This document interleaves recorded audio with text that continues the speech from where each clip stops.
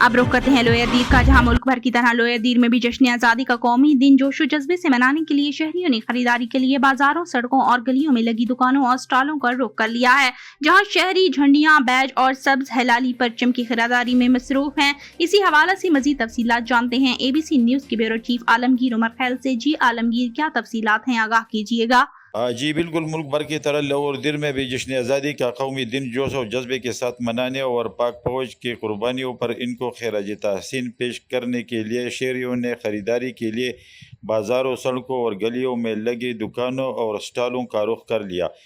जहां शहरी झंडे, बेज और सब्ज़ हिलाल परचम की खरीदारी में मसरूफ़ है। आलू और दिर चकदर्रा में जश्न आज़ादी भरपूर तैयारियों के साथ वतन अज़ीज़ को पुरअमन, इस्तिकाम और खुशहाल बनाने का अज़म के साथ मनाया जाएगा।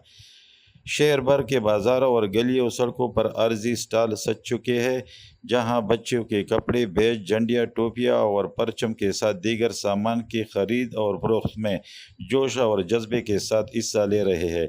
शहरियों ने पाकिस्तान की आज़ादी से लेकर शोधा और पाक फौज की कुर्बानियों पर इनको खराज तहसीन पेश किया।